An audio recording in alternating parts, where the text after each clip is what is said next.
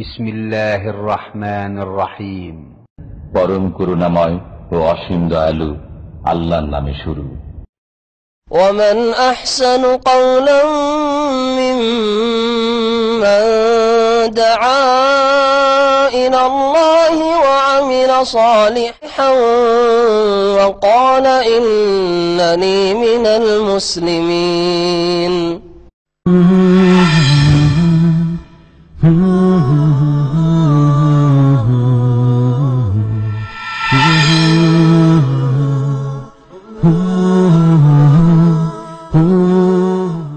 আসসালামু আলাইকুম ওয়া রাহমাতুল্লাহি ওয়া বারাকাতুহু।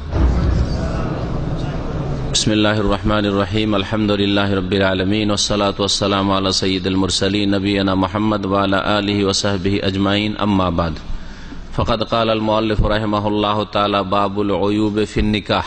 ওয়া আন যায়েদ ইবনে কাব ইবনে উজরাতা আন আবিহি রাদিয়াল্লাহু আনহুম قال تزوج رسول الله صلى الله عليه وسلم العالية من بني غفار فلما دخلت عليه ووضعت ثيابها رأى بكشفها بياضا فقال النبي صلى الله عليه وسلم البسي ثيابك والحقي بأهلك وأمر لها بالصداق.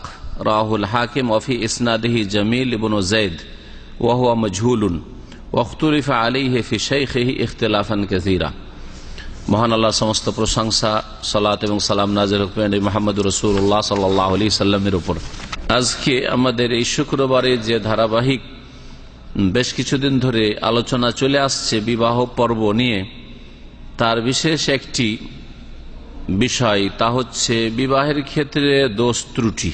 পাত্র অথবা পাত্রীর মধ্যে কোনো দোষ ত্রুটি যদি জানতে পারা যায় বিবাহের পরে, তাহলে বিবাহ বিচ্ছেদের অধিকার বা এখতিয়ার রয়েছে কিনা, এ হচ্ছে বিষয়টি। লেখক তাই বলছেন বাবুল উয়ুব ফিন নিকাহ। এই অধ্যায় হচ্ছে বিবাহের ক্ষেত্রে দোষ ত্রুটি সম্পর্কে, আইবের বহুবচন উয়ুব, দোষ ত্রুটি সম্পর্কে। এমন দোষ ত্রুটি যেই দোষ ত্রুটির কারণে বিবাহ রাখা আর না রাখার এখতিয়ার হাসিল হয়, স্বাধীনতা হাসিল হয়, তার কাছে অপশন থাকে, বিবাহ রাখতেও পারে আবার বিবাহ বিচ্ছেদ ঘটাতে পারে, কোনো দোষের কথা নেই। এই রকমের দোষ ত্রুটি। আর কি ধরনের দোষ ত্রুটি আছে যেগুলোর ক্ষেত্রে বিবাহ বিচ্ছেদের অধিকার নেই? এমনও কিছু দোষ ত্রুটি আছে যে যেগুলোর কারণে বিবাহ বিচ্ছেদের অধিকার নেই, কিন্তু বেশ কিছু দোষ ত্রুটি আছে যেগুলোর কারণে হয়তো পাত্র ক্ষতিগ্রস্ত অথবা পাত্রী ক্ষতিগ্রস্ত, যার ফলে পাত্রীকেও যেমন অধিকার রয়েছে তেমন পাত্রকে অধিকার রয়েছে, যেমন স্বামীকে অধিকার রয়েছে তেমন স্ত্রীকে অধিকার রয়েছে শরীয়তের পক্ষ থেকে যে বিবাহ বিচ্ছেদ ঘটাতে পারবে। আমি থাকবো না এর সাথে, স্ত্রী বলতে পারে, স্বামী বলতে পারে যে একে আমি রাখবো না, আমি তো ভালো মনে করে বিয়ে করেছিলাম, কিন্তু এসব আইব দোষ ত্রুটি রয়েছে, সুতরাং আমি রাখতে বাধ্য নই। এইরকম শরীয়তে এখতিয়ার দেওয়া হয়েছে। কিন্তু কোন ধরনের দোষ ত্রুটি হতে পারে, এই বিষয়টি অত্যন্ত গুরুত্বপূর্ণ। আপনার জন্য কখন স্ত্রীকে ছেড়ে দেওয়া জায়েজ হবে, অথবা একজন বোনের জন্য কখন তার স্বামীর ঘর ছেড়ে দিয়ে চলে গেলে কোনো গুনার কথা নাই, কোন দোষের কারণে, আর কোন ধরনের দোষের ক্ষেত্রে মানিয়ে নিতে হবে অথবা সংশোধনের চেষ্টা করে যেতে হবে ইত্যাদি। ভাষ্যকার হাদিসের আলোচনা আর আগে আসি, ভাষ্যকার বেশ কিছু কথা ভূমিকা স্বরূপ উল্লেখ করেছেন যেগুলি অত্যন্ত জরুরি। বলছেন যে বিবাহের ক্ষেত্রে দোষ ত্রুটি দুই ভাগে বিভক্ত।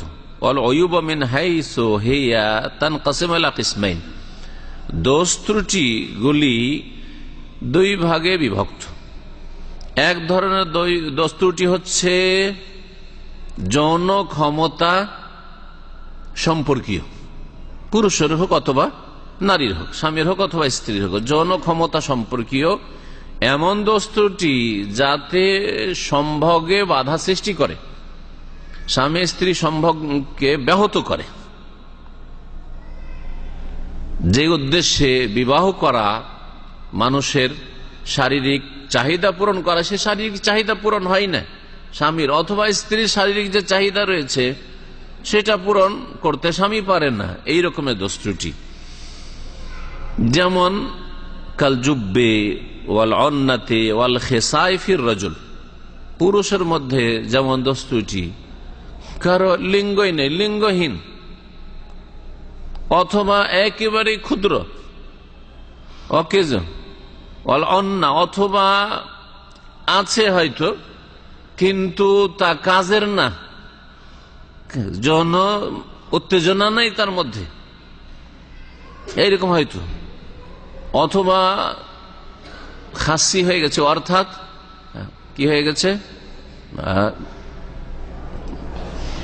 যেমন খাসি করলে বকরি ছাগলের কি হয়, অন্নকোষ বের করে নেওয়া হয়, এটাকে খাসি করা বলে, ওইটাও হইতে পারে।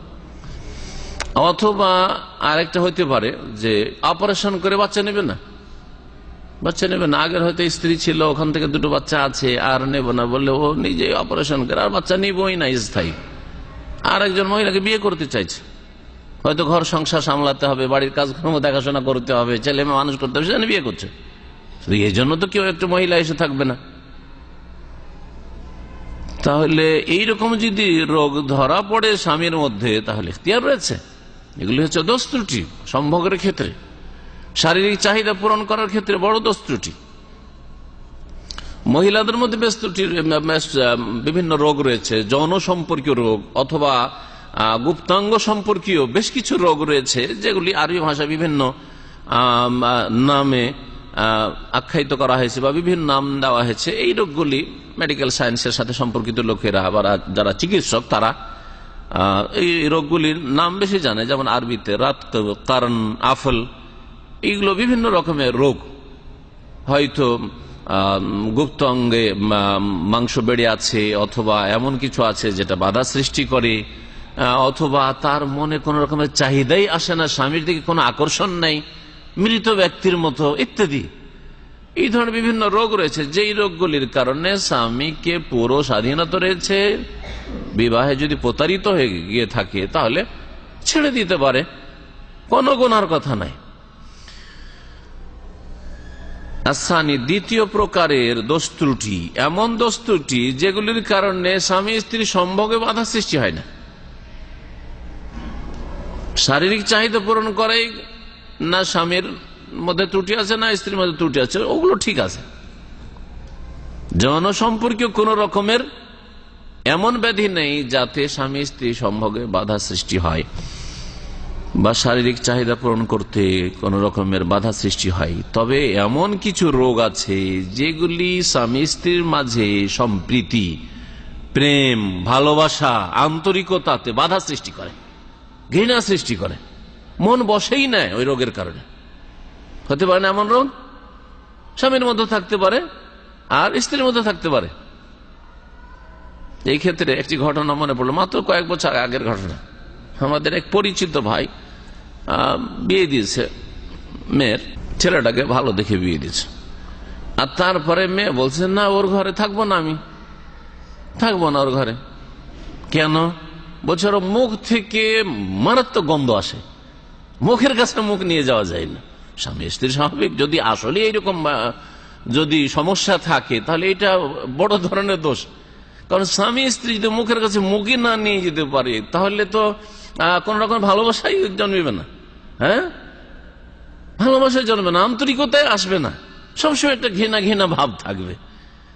কিন্তু আসলে কি এরকম দোষ ত্রুটি আছে, এটা হচ্ছে প্রশ্ন। যদি না থাকে আর ক্ষমতায় থাকবে না, সেই জন্য হয়তো এইরকম কথা আবিষ্কার করছে, যদি এটা হয় তাহলে গুনাহগার হবে, মিথ্যা অপবাদ দিল। তো যাই হোক, এটাতে ঘৃণা হবে না? হবে না। অনেক লোক আছে নামাজ পড়তে বড় আগ্রহের সাথে ওর পাশে দাঁড়ালেন যে মাশাআল্লাহ মুসলিম ভাই, নামাজ পড়ে দাঁড়িয়ে মনে হচ্ছে বমি হয়ে যাবে, আর বাপরে বাপ বমি হয়ে যাবে, হয় মুখের গন্ধের কারণে, হ্যাঁ দাঁতের গন্ধের কারণে, অথবা কাপড় চোপড়ের গন্ধের কারণে, শরীরে মাসে একবার গোসল করে, হয়তো জুমাতে গোসল করে কি করে না আল্লাহ পাক ভালো জানে, আর সপ্তাহে তো করেই না। এইরকম মেলা দেশের মানুষ আছে, তাহলে পাশে দাঁড়ানো যায় না। আর এইরকমই বিড়ি সিগারেট খাওয়া লোক, আজকাল যারা সিগারেট খায়, ধূমপান করে যারা, আর একটা মেয়ে যদি আসলে ভালো মানে পরিবেশের হয়, ভালো পরিবারের হয়, তার বাড়িতে তার বাপ মা ভাই বেরাদর কারো বিড়ি সিগারেট গন্ধ পায়নি জীবনে, তাহলে ওর জন্য তো ওর কাছে হ্যাঁ, সিগারেট খোর স্বামীর পাশে মুখ নিয়ে যাওয়া মুশকিল। আমাদের নামাজ পড়তে পড়তে মনে হয় যে আল্লাহ যদি জায়েজ তুমি করতে তাহলে তো দেখে এখান থেকে টান দিতাম, এত বিড়ি সিগারেটের গন্ধ আসছে। আর আপনারা তো জেলখানাতে যাননি, আমরা জেলখানাতে মাঝে মাঝে বক্তব্যে যাই। জেলখানাতে মসজিদ যেটা আছে সেটা একটু বিড়ি সিগারেট গন্ধ মুক্ত, আর বাকি গ্যালারি দিয়ে যাওয়ার সময় মনে হয় যে বমি হয়ে গেল, আবার ফেরার সময় বমি হয়ে গেল। আর দুই একবার এমএসএ মসজিদে কাজ চলছে, একটু মেনটেন্যান্সের, মসজিদ বন্ধ আছে, বললো যে এখানে কয়েদিদের রুমে বসে যান বা হলে বসে যান। আল্লাহু আকবার, একবার কাতিফ জেলে গিয়েছি ওই রকম, আর ওইদিকে যাই না এখন। তো কোনো এক কালে গিয়েছি, আর ওই রকম সবগুলি জেলের অবস্থা এরকম, কিন্তু ওখানকার আরো মারাত্মক অবস্থা। আল্লাহু আকবার, বসেছি, তারপরে ওদের সাথে কথায় কি বলবো, বারবার ভিতর থেকে আমার বমি আগ করে চলে আসছে, বারবার চলে আসছে, আবার থামছি, আমার নিজের কথা বলছি। এই করতে করতে কোন রকম করে ওখান থেকে সারলাম। রাস্তায় গাড়িতে কয়েকবার মনে হচ্ছে গেল বমি হয়ে গেল। গাড়ি থেকে নামলাম, নেমে জোহরের নামাজে এখানে ওই যে আওকাফ মসজিদে, যেখানে একটা মসজিদ নতুন এখন তৈরি হচ্ছে, এই মসজিদে জোহরের নামাজ পড়েছি। জোহরের নামাজ পড়া হয়ে গেছে 1 ঘন্টা আমার জেলখানা থেকে বেরোয়া, তারপর বমি চলে আসছে। এমন ভাবে মগজে আর আমার ভিতরে আর ফিটে এমন হয়ে ঢুকেছে মারাত্মক বিড়ি সিগারেটের গন্ধ, যে আমার জান বাঁচানো মুশকিল হয়ে গেছে। 2-3 ঘন্টা আমার এইরকম অবস্থা, মাথা চক্কর দিতে থেকেছে, আর বমি হবো ভাব, এই অবস্থা। তাহলে এইরকম যদি স্বামী হয়, তোর পাশে কি করে একজন মেয়ে যে জীবনে বিড়ি সিগারেটের গন্ধ শুঙেনি, কি করে থাকবে? ঘৃণার সৃষ্টি করবে তার অন্তরে, ঠিক কিনা? তাহলে এই ক্ষেত্রে স্বাধীনতা হতে পারে না? হতে পারে অবশ্যই। শুধু গন্ধ না, এই ঘৃণা ছড়াই না, বরং হারাম খাচ্ছে সে, আর একটা মারাত্মক অপরাধ। হারাম কিছু জিনিস আছে যে হারাম নয়, কিন্তু গন্ধ ওর করার কিছু নেই, মুখ দিয়ে গন্ধ আসছে, বেচারা ব্রাশ করলেও হয় না, আর মিসওয়াক করলেও হয় না, মুখ দিয়ে গন্ধ। হ্যাঁ, রোগ আছে, চিকিৎসা করছে, ভালো হয়নি হয়তো, কিন্তু ইয়ে তো নিজে থেকে ওই গন্ধ পয়দা করছে, বিড়ি সিগারেট খোর, তাই না? খাওয়ায় নোংরা খেয়ে, নোংরা পান করে।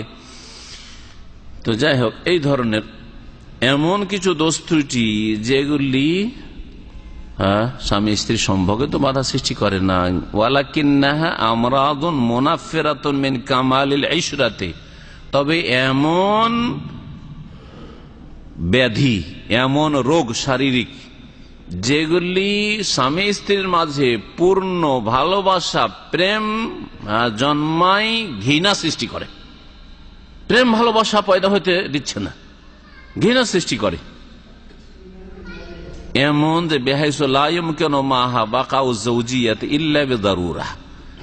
এ দাম্পত্য জীবনকে স্থায়ী করা অসম্ভব। তবে নিরুপায় যদি বন্দির মতো কোন মহিলা হয়ে যায়, যে উপায় নেই, এখান থেকে যাবো কোথায়, বাপ নেই, মা নেই, ভাইয়েরা দেখবে না, যাবো কোথায়, এরকম নিরুপায় না হলে থাকতো না, হয়তো পারে এরকম, তাই না? অথবা ছেলেকে বলছে যে তুই যদি তালাক দিস আমাদের বোনকে, তো তুই কোথায় যাবি, তোকে বাঁচতে দেব না। নিরুপায়, বেচারা নিরুপায়। এরকম পরিস্থিতি হয় কি হয় না? অনেকে তালাক দিবে, তালাক দিতে পারে না, তালাক দেওয়া তার জন্য জরুরি হয়ে গেছে। ব্যভিচারিণী, চরিত্রহীন, একাধিকবার, তারপর তালাক দিতে পারে না। ভালাই মুসিবত, আল্লাহ পাক হেফাজত করে আপনাদের। দেখিয়েছে সুন্দরী, আর বিয়ের পরে দেখছে যে আমার স্ত্রী একবারে কালো, চুকচুকে কালো, আমাদের অঞ্চলে বলে চুকচুকে কালো, বলেন আপনারা, একবারে কাকের মত কালো। এখনো ওর ভালোবাসায় জন্মেছে না, আর তারপরে সে প্রতারিত হয়েছে, তাকে দেখেছে একটা, আর বিয়েতে উঠিয়ে দিচ্ছে আরেকটা। এইরকম যদি হয়, এখতিয়ার আছে না নেই? ধোকা দেওয়া হয়েছে তাকে। তো এইরকম ক্ষেত্রে এইরকম ঘটনা আমাদের কাছে এসছে, সমস্যা। তালাক দিতে রাখবো না, বলছে তুই রাখবি না, তুই যাবি কোথায়, তোকে বাঁচতে দেব না। ও জান বাঁচাবার জন্য রাখতে হচ্ছে, উপায় নেই, ভালোবাসা জন্মেছে না। এক ভাই বলছে যে আমার কোনো ভালোবাসা তার সাথে নাই, কিন্তু নিরুপায় রাখতে হবে, না হলে আমাকে বাঁচতে দেবে না। ওর আত্মীয় স্বজন, আমার স্ত্রীর আত্মীয় স্বজন। তো তারপরে বলছে যে শেখ যদি বলেন যে আমার ছেলে মেয়ে হইল কি করে, বলছে গরু ছাগলে যেমন হয়, এইভাবেই বলছে। গরু ছাগলের হয় না, ওদেরকে কোনো ভালোবাসা আছে নাকি? যেখানে পেল হয়ে গেল একটা। ওই রকম ভাবে আমাদের ছেলে মেয়েগুলো হয়েছে। সুবহানাল্লাহ, তাহলে কত কষ্টে আছে দাম্পত্য জীবনে, পারিবারিক জীবনে, কত অশান্তিতে আছে। জি, তো এই জন্য আপনার স্ত্রী যদি সামান্য কিছু দোষ ত্রুটি কাজে কর্মে যদি থাকে তো আলহামদুলিল্লাহ বলেন, এইরকম বালা মুসিবতে পড়েননি তো, বড় ধরনের বিপদ আপদে পড়েন নাই। হ্যাঁ, যেমন বেশ কিছু মারাত্মক রোগ, যে রোগগুলি ঘৃণা পয়দা করে দেয়। কাল জনুন, যেমন পাগলামি, স্ত্রী পাগল হয়ে যায় মাঝে মাঝে, অথবা স্বামী পাগল হয়ে যায়। আর পাগলের সাথে বাস করা যেমন তেমন কথা নাকি, সবসময় তো ভয় লাগে কখন মেরে দেয়। পাগল যে কোনো সময় মেরে দিতে পারে, ওর হুঁশই নেই, আর ওর পরে দোষও আসবে না কিছু, মস্তিষ্ক বিকৃত, যেহেতু ওর হুঁশ দিশা নাই, কি করবে? আইনেও কিছু করতে পারবেন না, কিছু করার নাই, ওকে মারপিট করে ওর লাভ নেই, ঠিক কিনা? একদিন একজন পাগল হয়ে গেছে। আমার মদারিসি শিক্ষকতার জীবন, আমি তখন শিক্ষকতা করি মদিনা আসার আগে, বড় মাদ্রাসায় রাত 2-2-2:30টার সময় স্লোগান দিচ্ছে, আর ওই পাগল চলে আসছে। আর ও পাগল যখন সুস্থ থাকে তখন আলেম ওলামাদের কাছে এসে বসেও। তো আমি তো প্রথম থেকে ভয় পেয়ে গেছি, আমাদের কাছে মনে আসছে এক বিপদ যদি চলে আসে। আমি তো আগে থেকে যেহেতু যেয়ে গেছি, দিলাম দরজা লক করে। আমার পাশার রুমে আমার এক কলিগ, আমার সাথে ছাত্রজীবন লেখাপড়া করেছে, জামিয়া সালাফি, আর সে শিক্ষকতা করে, ও ঘুমিয়েছিল কি খোলাই রেখে দিয়েছে, জেগে গেল খোলা রেখে দিয়েছে, যাই হোক এসে দরজায় একবার লাথি মেরেছে।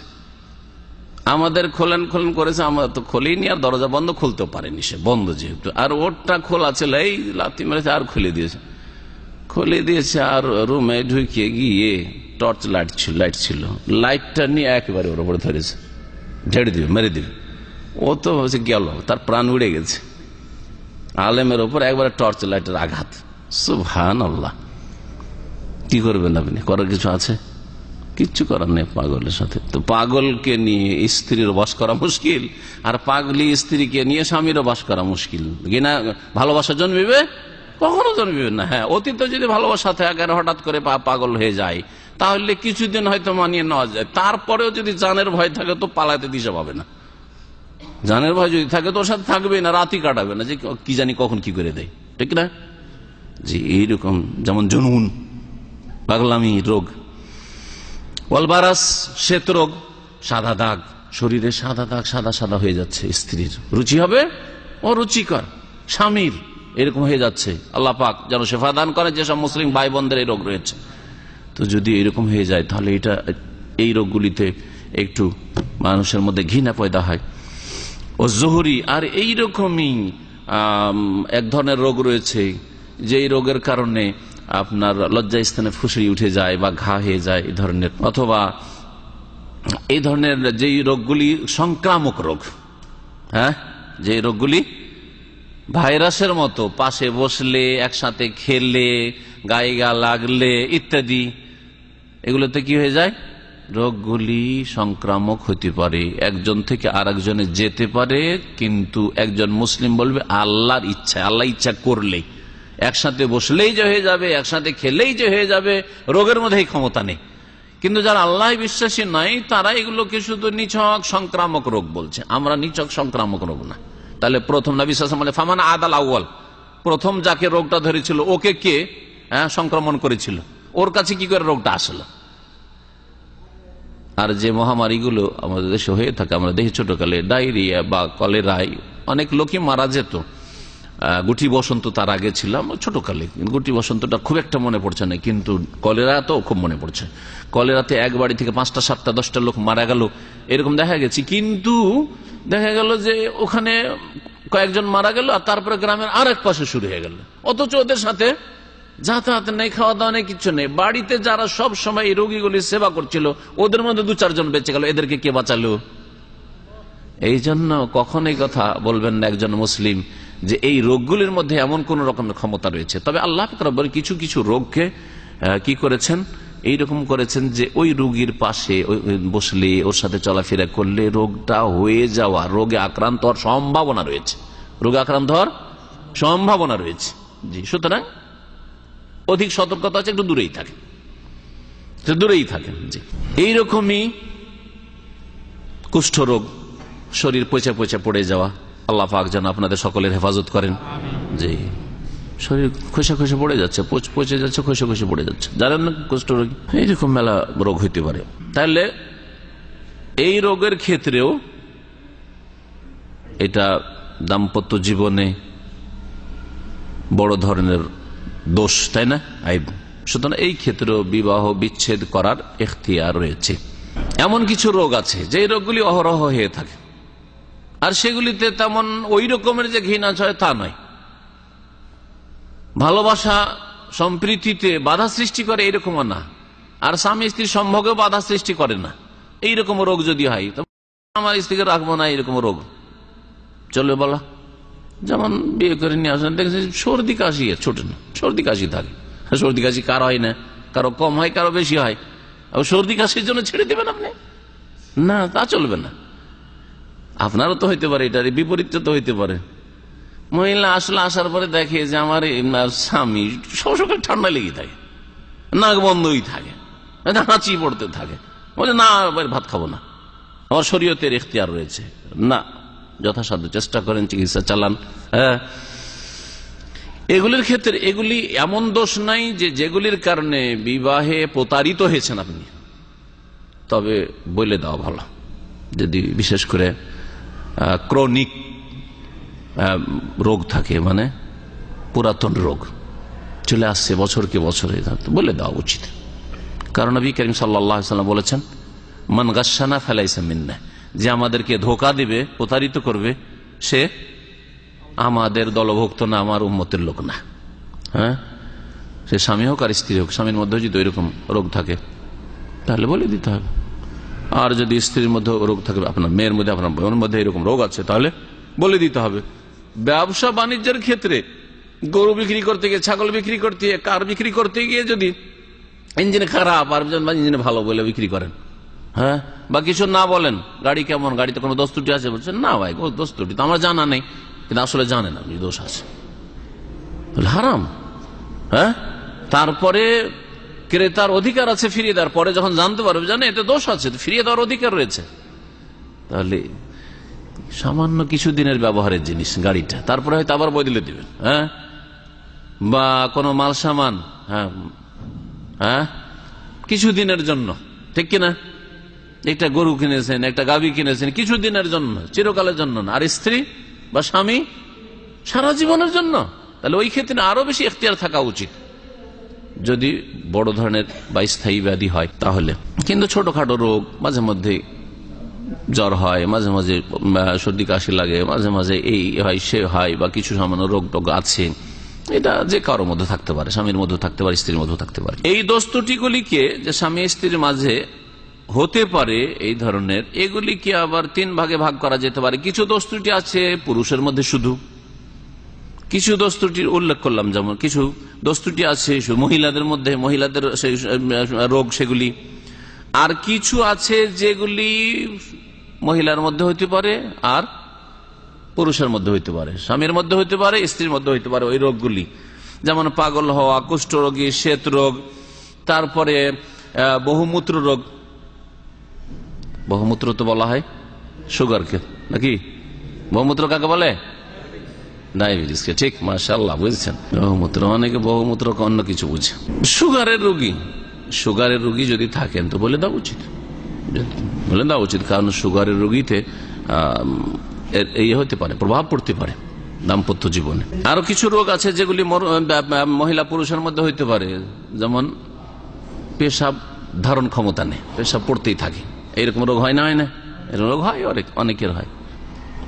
এই ধরনের রোগ পুরুষের হতে মহিলার হইতে পারে। পেশাব পায়খানার রাস্তায় কোনো ব্যাধি, অথবা আপনার পাইলস, বাওয়াসির, এই ধরনের কোনো মারাত্মক ফোড়া, বা ধরেন আজকাল মারাত্মক যেগুলি ব্যাধি, ক্যান্সার। হ্যাঁ, ক্যান্সার আছে, আমি বিয়ে করছি, তাহলে ধোকা দিল না? অবশ্যই ধোকা দিলে। আর তারপরে যদি জানা যায় বিয়ের পরেই, যখন তার সাথে ভালোবাসার জন্মে গিয়ে ক্যান্সার হয়ে যাওয়া, সেটা আলাদা কথা, সেবা যত্ন করছে, কিন্তু প্রথম দিনে যদি জানতে পারে যে আমার স্বামীর ক্যান্সার আছে, প্রথম দিন জানতে পারে আমার স্ত্রী ক্যান্সারে আক্রান্ত, তাহলে রাখতে চাইবে কেউ? বা থাকতে চাইবে না।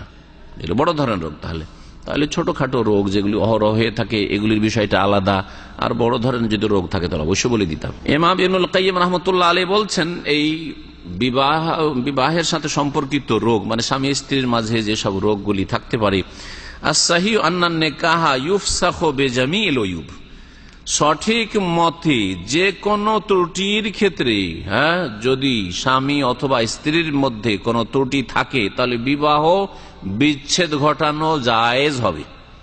কাসাইরিল উকুদ, অন্যান্য আদান প্রদানের মতো। অন্যান্য আদান প্রদান যেমন ব্যয় সেরা, কেনা বেচা, ব্যবসা বাণিজ্য, এছাড়া ভাড়া নেওয়া। আপনি বিল্ডিং ভাড়া নিলেন, রুম বা বিল্ডিং ভাড়া নিলেন, থাকবেন বাস করবেন বললে, ভাড়া নিয়ে দেখছেন যে পানি পড়ছে, বর্ষাকালে পানি পড়ছে, আর এই জন্য আমি ভাড়া নিয়েছি, না হবে না। ফেরত দেওয়ার অধিকার আছে না? না, যেটা অ্যাডভান্স দিয়েছেন ওটা ফিরিয়ে দেবো না, অধিকার আছে না? কোনো অধিকার নেই, সব ফিরিয়ে দিতে হবে।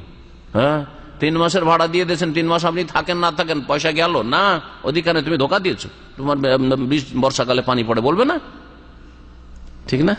জি হ্যাঁ, দ্বীন-ই ইসলামে সুবহানাল্লাহ সমস্ত সমস্যার সমাধান আছে।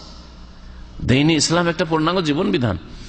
তো অন্যান্য যে আদান প্রদানগুলি বা চুক্তিগুলি রয়েছে সেগুলির ক্ষেত্রে যেমন কোন দোষত্রুটি পাওয়া গেলে সেটা বিচ্ছেদ করা জায়েজ, ঠিক তেমনি তার চেয়ে বেশি গুরুত্ব রাখে বিবাহ শাদীর ক্ষেত্রে। তো সারা জীবনের ব্যাপার। আরে ভাড়া নাই 3 মাস বা 6 মাসের ভাড়া দিয়ে ফেসে গেছি, 6 মাসই তো, তারপরে আর না। কিন্তু বিবাহ করে ফেসে গেলে সারা জীবন 80 বছর বাঁচবেন, 80 বছর, 100 বছর, 100 বছর। তাহলে এই ক্ষেত্রে তো আরো বিবাহ বিচ্ছেদের অধিকার থাকা উচিত। এই কথা বলছেন আল্লামা ইবনুল কাইয়্যিম রাহমাতুল্লাহ আলাইহি। কারণ আসল হচ্ছে যে মানুষ যখন বিয়ে করার জন্য যাচ্ছে, একজন পুরুষ অথবা একটা মেয়ের বিয়ে দিতে যাচ্ছে, তো আসল হচ্ছে যে ছেলেটার সাথে আমি মেয়ের বা বোনের বিয়ে দিয়ে যাচ্ছি সেটা সুস্থ, সেটা সহি সালামত। যে মেয়েটাকে বিয়ে করতে যাচ্ছি সে হচ্ছে সহি সালামত, ঠিক কিনা? এটা হচ্ছে আসলের ব্যতিক্রম যদি হয় তাহলে ইখতিয়ার রয়েছে বিবাহ বিচ্ছেদ ঘটাবার। ফাকানাত হাযিহি শুরুত ফিল আকদ নাকসু শাইইন মিনাল আশিয়াই কাল আতরাফি ওয়াল আমা ওয়াল খারসি ওয়া তারশ।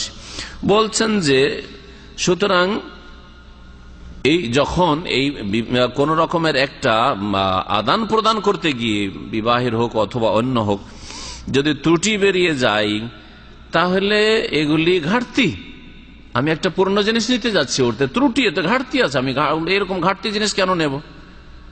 যেমন অঙ্গহানি থাকা এরকম, অথবা অন্ধ থাকা, অথবা বোবা থাকা, অথবা বধির বহিরা থাকা, শুনে না কানে ঠসা, এইগুলি বড় ধরনের দোষ এগুলি। যেমন স্বামী যদি বহিরা হয়, শোনে না, আর নিয়ে এসছে মেয়ে তো জানে না যে আমার স্বামী এরকম বহিরা হবে, এখন কথা বলতে রাতে বাসর ঘরে আস্তে কথা বলে কিছু শোনে না, চিৎকার করে কথা বলে, লজ্জা লাগবে প্রথম রাত কি করে চিৎকার করে কথা বলবে? এ কি 5 বছর 10 বছর হয়ে গেছে যে চিল্লে কথা বলবে স্বামীর সাথে, ঠিক কিনা? বড় এগুলো ত্রুটি, এগুলো ছোট ত্রুটি নয়। এইরকমই যে কোনো দোষ ত্রুটি, ওয়াকুল্লু আইবিন ইউনাফিরু যাওজ আল আখারা মিনহু, যদি একজনকে, দুইজন স্বামী স্ত্রীর একজনকে অপরজন থেকে তার সাথে চলাফেরায় ঘৃণা সৃষ্টি করে, তাহলে এইরকম দোষ ত্রুটি হলেই বিবাহ বিচ্ছেদের অধিকার রয়েছে। ওয়ালা ইয়াহসুলু বিহি মাকসুদুন নিকাহ, আর এতে বিবাহের লক্ষ্য উদ্দেশ্য হাসিল হয় না।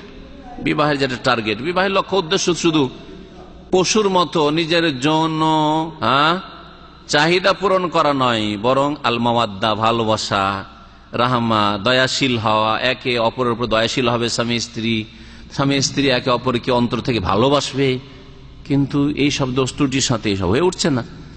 ফাইন্নাহু ইউজিবুল খিয়ার, এগুলোর ক্ষেত্রে ইখতিয়ার মানে স্বাধীনতা রয়েছে। বিয়ে শাদী হওয়ার পরে যদি স্বামী স্ত্রী একে অপর সম্পর্কে জানতে পারে যে এর তো বাচ্চা হবে না, তাহলে বিবাহ বিচ্ছেদ করার অধিকার আছে না নেই?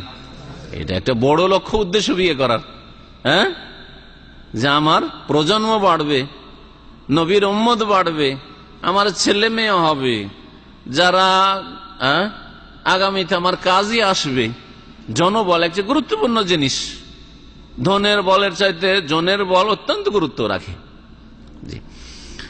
তাই শাইখুল ইসলাম ইবনে তাইমিয়া রাহমাতুল্লাহ আলাইহি বলছেন, ওয়ালাউ বানা যাওজু আকিমান, যদি বিবাহের পরে স্পষ্ট হয় যে স্বামী হচ্ছে বন্ধা, স্বামী বাচ্চা হবে না, অথবা স্ত্রী বন্ধা, স্ত্রী বাঁধা, বাচ্চা হবে না, ফাকিয়াসু কাউলিনা সুবুতুল খিয়ার লিল মারআতি, স্বামীর মধ্যেই দোষ ত্রুটি থাকে, তাহলে আমাদের মতের যুক্তি হচ্ছে যে স্ত্রীর জন্য পুরো স্বাধীনতা রয়েছে। লিআন্না লাহা হাক্কান ফিল ওয়ালাদ, শুধু স্বামীরই শুধু ছেলে মেয়ে নেওয়ার অধিকার নেই, বরং ছেলে মেয়ের অধিকার, ছেলে মেয়ের নেওয়ার অধিকার যেমন স্বামীর রয়েছে তেমন স্ত্রীর রয়েছে। কারণ স্বামীর মনের কামনা যে আমার ছেলে মেয়ে হোক আর স্ত্রী নয়, অবশ্যই। জি, এখন হাদিসের দিকে আসি। হাদিসগুলি যে নিয়ে আসা হয়েছে অধিকাংশ হয় জয়ীফ আর না হলে মওকুফ, এর চাইতে ভালো হাদিস নেই। আর কোরআন এবং হাদিসের একটা মৌলিক নীতিমালা আছে, মৌলিক নীতিমালা আছে লেনদেনের ক্ষেত্রে, মুআমালাত আদান প্রদানের ক্ষেত্রে, যে আপনি নিচ্ছেন আর দিচ্ছেন, পয়সা দিলেন আর কিছু হাসিল করলেন, পয়সা দিয়ে মাল সামান কিনলেন, মাল সামান যেই কোয়ালিটির চেয়েছিলেন যদি সেটা না পান তাহলে আপনার অধিকার আছে ফিরিয়ে দেওয়ার, ঠিক না? ওই রকমই টাকা আপনি সামান বিক্রি করেছেন, টাকা আপনাকে দেওয়া হলো 500 টাকার নোট, জাল নোট হলে ফিরিয়ে দেওয়ার অধিকার আছে না নেই? তা আপনার যখন ফিরিয়ে দেওয়ার অধিকার আছে তো ওরও তো ফিরিয়ে দেওয়ার অধিকার আছে। তো ব্যবসা বাণিজ্যে যেমন এইরকম অধিকার রয়েছে, তেমন বিবাহ সাথে ওর চাইতে বেশি অধিকার রয়েছে যদি এরকম দোষ ত্রুটি পাওয়া যায়। তাহলে এই জন্য শরীয়তে প্রথম কথা যে প্রত্যেকটি মাসলা মাসাইলের ক্ষেত্রে আমরা ওই বিষয়ের আয়াত অথবা হাদিস খুঁজবো। হ্যাঁ, স্পষ্ট স্পষ্ট যদি না পাই তো অস্পষ্ট, ইশারাতুন নাস, দালালাতুন নাস না হলে ইশারাতুন নাস, যে ইশারা ইঙ্গিত বহন করে কিনা, এই মাসালাগুলি এই হাদিস থেকে অথবা আয়াত থেকে ইস্তেমবাদ করা যায় কিনা এটা চেষ্টা করি। যদি না পাওয়া যায় তাহলে দিনকে তো আল্লাহ কমপ্লিট করেছেন। কেমন ভাবে কমপ্লিট হয়েছে? প্রত্যেকটি বিষয় যা ঘটেছে বা যার প্রয়োজন হয়েছে আর হচ্ছে এখন আর হবে কিয়ামত পর্যন্ত, প্রত্যেকটি সমস্যার জন্য যে সমাধান, এই সমাধানের ক্ষেত্রে কোরআন এবং হাদিসে মৌলিক নীতিমালা আছে। এই বিষয়টা বুঝে রাখেন সবসময়, কায়দায় কুল্লিয়া আছে। সে মৌলিক নীতিমালার আপনি আওতাতে যখন আপনার নতুন সমস্যাটাকে ফেলবেন তখন হয় হ্যাঁ হবে না হয় না হবে, জায়েজ হবে না হয় না জায়েজ হবে। হ্যাঁ, বিবাহ বিচ্ছেদ ঘটানো চলবে অথবা চলবে না, বোঝা গেছে কিনা? যেমন ইসলামের মৌলিক নীতিমালা হচ্ছে যে পাক পবিত্র বস্তু যেগুলি ক্ষয়ক্ষতি করে না সেগুলি হচ্ছে হালাল, তাইয়্যিবাত হালাল, ঠিক না? ইসলামের কায়দা হচ্ছে, মৌলিক নীতিমালা হচ্ছে যে যত নোংরা বস্তু, ক্ষতিকর বস্তু, হ্যাঁ, সেগুলি হচ্ছে হারাম, খাবায়েস, আর খাবায়েস হচ্ছে হারাম, বুঝা গেছে? এই নীতিমালাতে পেশাব পায়খানা হারাম। কেন? পেশাব পায়খানা, কেউ যদি পেশাব পান করে শরীরের জন্য উপকারী না অপকারী? অপকারী, ঠিক না? কেউ যদি মাটি খায়, পেশাব পায়খানা দেখে না, মাটি খায়, পাথর খায় একজন মানুষ, হ্যাঁ, তো এখন ফতোয়া চলে আসলো আমার কাছে। এখন যদি আয়াত আর হাদিস খুঁজে বেড়ান তো কোথায় পাবেন আপনি? মৌলিক নীতিমালা আছে, দেখতে হবে যে এটা উপকারী না অপকারী, এতে ফায়দা আছে না দারার আছে, লোকসান আছে, দেখতে হবে আপনাকে, বোঝা গেছে? জি হ্যাঁ, ওই রকমই দেখতে হবে যে ভাত রুটি, হ্যাঁ, মাছ মাংস এগুলি খাওয়া হালাল না হারাম, তাইয়্যিবাত এগুলি, হ্যাঁ, তাইয়্যিবাত। যেসব পশুর গোস্ত খাওয়া যাবে না আল্লাহ বলে দিয়েছেন, বা তার জন্য একটা নীতিমালা হাদিসে রয়েছে যে কোন ধরনের পশু খাওয়া যাবে আর কোন ধরনের পশু খাওয়া যাবে না, আছে নীতিমালা। পাখির ক্ষেত্রে কোন ধরনের পাখি খাওয়া যাবে, কোন ধরনের পাখি, নীতিমালা রয়েছে, যেগুলোর দিকে আর বেশি যাচ্ছি না। তো এই নীতিমালা, তাইয়্যিবাত আর খাবায়েসের নীতিমালাটা, কায়দাটা নেন। এই কায়দাতে আপনি ভাত রুটি এই ধরনের যতগুলি খাদ্য বস্তু, পানীয় বস্তু রয়েছে সেগুলিকে এক পাল্লাতে রাখবেন, একদিকে রাখবেন। আর যেগুলি মদ, হ্যাঁ, তারপরে আপনার গাঁজা, হিরোইন, হ্যাঁ, গাত, ইয়ামান দেশের নেশার জিনিস, তারপরে আপনার কি বলছে তামাক, বিড়ি, সিগারেট, তামাক থেকে যত প্রোডাকশন হইতে পারে, সে গুল হোক আর গুল দিয়ে দাঁত মাজা। বলে আমাকে একটা হাদিস দেন যে গুল দিয়ে দাঁত মাজা যাবে না, কোথা থেকে হাদিস এনে দেবে? কিন্তু কায়দা কুল্লিয়া আছে যে খাবাইছে, এটা খবিস জিনিস, নোংরা জিনিস, তামাক থেকে তৈরি, আর তামাক দিয়ে দাঁত পরিষ্কার করবেন, খাবাইস দিয়ে না তৈয়বাত দিয়ে করতে হবে। বোঝা গেছে? আপনার পেস্টটা যদি শুকুরের চর্বি দিয়ে বা কুকুরের চর্বি দিয়ে তো করবেন, কারণ খাবাইস আপনি বুঝতে পারছেন, ঠিক কিনা? তো যখন ওইটা করবেন না তো এটাও করবেন না। জি, তো শরীয়তে যারা কোরআন এবং হাদিস বুঝতে শিখবেন গভীরভাবে এবং ফতোয়া দিবেন, তাদেরকে সবসময় কোরআন এবং হাদিসের কায়দা কুল্লিয়া, মৌলিক নীতিমালা, উসুলগুলি মনে রাখতে হবে। জি, এইভাবে আল্লাহ পাক দিনকে কমপ্লিট করেছেন। এখন আসেন হাদিস জয়ীফ, তখন আমরা কায়দা কুল্লিয়ার দিকে যাব। তবে হাদিস এই মর্মে রয়েছে, যায়েদ ইবনে কাব ইবনে উজরা থেকে বর্ণিত, তিনি তার পিতা কাব বিন উজরা সাহাবী থেকে বর্ণনা করছেন রাদিয়াল্লাহু আনহু। তিনি বলেন, তাজাওয়াজা রাসূলুল্লাহ সাল্লাল্লাহু আলাইহি ওয়াসাল্লাম আল আলিয়াতা মিন বানি গিফারিন। রাসূলুল্লাহ সাল্লাল্লাহু আলাইহি ওয়াসাল্লাম গিফার গোত্রের আলিয়া নামক এক মেয়েকে বা এক মহিলাকে বিয়ে করেছিলেন। নবী সাল্লাল্লাহু আলাইহি ওয়াসাল্লামের ঘটনা। ফালাম্মা দাখালাত আলাইহি, যখন সেই মহিলা নবী সাল্লাল্লাহু আলাইহি ওয়াসাল্লামের কাছে প্রবেশ করলো, মানে বাসরে উঠিয়ে দেওয়া হইল, ঘরে গেল, ওয়াদাত সিয়াবাহা, এবং তার শরীর উন্মুক্ত করলো, শরীর থেকে কাপড় রাখলো, মানে শরীর উন্মুক্ত করলো। রাআ বিকাশহা বায়াদান, তখন রাসূলুল্লাহ সাল্লাল্লাহু আলাইহি ওয়াসাল্লাম তার পার্শ্বদেশে সাদা দেখতে পেলেন, সাদা হয়ে রয়েছে, মানে শ্বেত রোগ রয়েছে। বারস, যেটা ব্যক্তিকে যাকে যে এই রোগে আক্রান্ত তাকে আবরাস বলা হয়, রাজুলুন আবরাস, আর এই রোগটিকে বলা হয় বারাস বলা হয়। নবী করিম সাল্লাল্লাহু আলাইহি ওয়াসাল্লাম হাদিস, আল্লাহুম্মা ইন্নী আউযু বিকা মিনাল বারাসি ওয়াল জুযামি ওয়াল জুনুনি ওয়া মিন সাইয়্যিল আসকাম।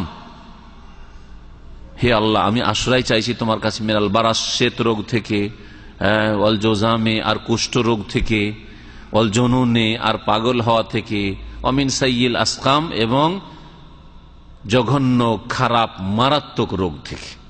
মারাত্মক রোগ থেকে আশ্রয় চাই রাসূলুল্লাহ সাল্লাল্লাহু আলাইহি ওয়াসাল্লাম। তাহলে সব রোগ থেকে আশ্রয় চাওয়া শরীয়ত সম্মত বিষয় নয়, যে আল্লাহ জীবনে যেন আমি অসুস্থ না হই। কেউ যদি এরকম দোয়া করে, আল্লাহ জীবনে যেন আমি অসুস্থ না হই, কথাটা তো এমনি তো ভালোই লাগছে যে জীবনে আমি কখনো অসুস্থ হব না, ডাক্তারখানাও যাওয়া লাগবে না, ওষুধ খাওয়া লাগবে না, কিছুই লাগবে না, হ্যাঁ রেস্ট করাও লাগবে না, কন্টিনিউ আমি মেশিনের মতো কাজ করতে থাকবো, ঠিক না?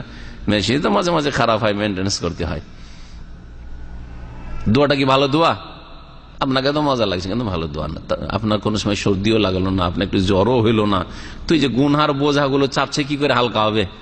আরে জ্বরে গুনাহ মাফ হয়, সর্দি কাশিতে গুনাহ মাফ হয়, ইত্যাদি ইত্যাদি, একটু হাঁচি পড়লে গুনাহ মাফ হয়, হালকা হালকা মেলা রোগ রয়েছে, হালকা মেলা রোগ, একটু মাথার ব্যথা, আল্লাহ জীবনে যেন মাথা ব্যথা না হয়।